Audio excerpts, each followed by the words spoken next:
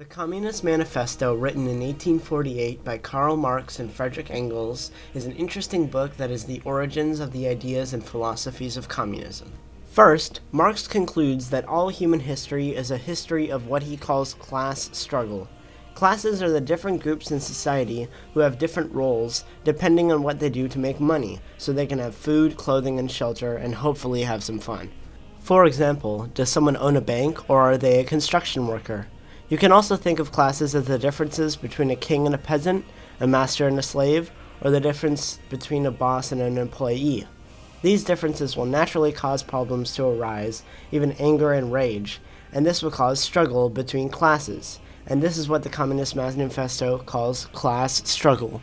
The bourgeoisie is the upper class, the class that owns all the stuff like banks, companies, money, the biggest houses, cars, etc. They haven't always been here. They started when there were kings, and they are a class that was able to change in big ways the way everything was made. During king times, a person made shoes by hand and would sell it for $5, and that person would keep the money. The bourgeoisie said, nah, I have a better idea. Let's gather people together and make stuff together, and things will be cheaper, and people will have to work to make enough money to live.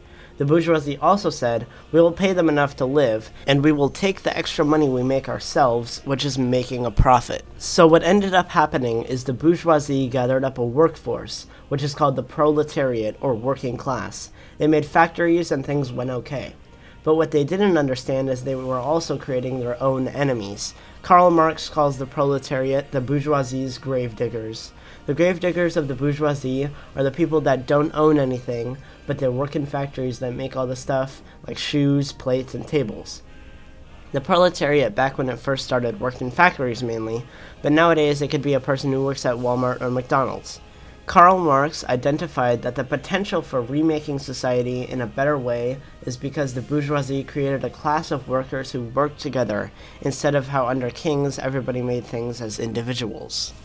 The Communist Manifesto is a book that says it is not right, it is unjust that the bourgeoisie keeps all the money that the proletariat made by working their butts off.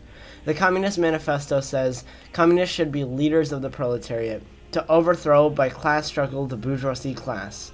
Once the bourgeoisie is gone, we can reorganize the society for the benefit of everyone. In conclusion, the Communist Manifesto, written in 1848 by Karl Marx and Friedrich Engels, is a book of action. The Communist Manifesto is calling up everyone who is a proletariat or unfairly treated in the workplace to gather together to form a plan for class struggle so people can change the world for the benefit of everyone. There were some major themes in this book. The first is anything good can also have some drawbacks. For example, the bourgeoisie created their own gravediggers. Second, if you understand something, you can change it. For example, Marx understood why the proletariat has potential to change society. And third, there is a risk of becoming like your enemy. For example, when people have tried to implement Marxism in the current times, the Communist Party ends up controlling all the money just like the bourgeoisie. The Communist Manifesto as a book is really hard to rate because it is such an important book in history. Even if you don't agree with the ideas of communism, you will still appreciate some of the themes and philosophies of the book. I personally learned a lot from this book, such as economics and the culture of class struggle. I would definitely recommend everyone to read this at some point in their life because it is such an important book.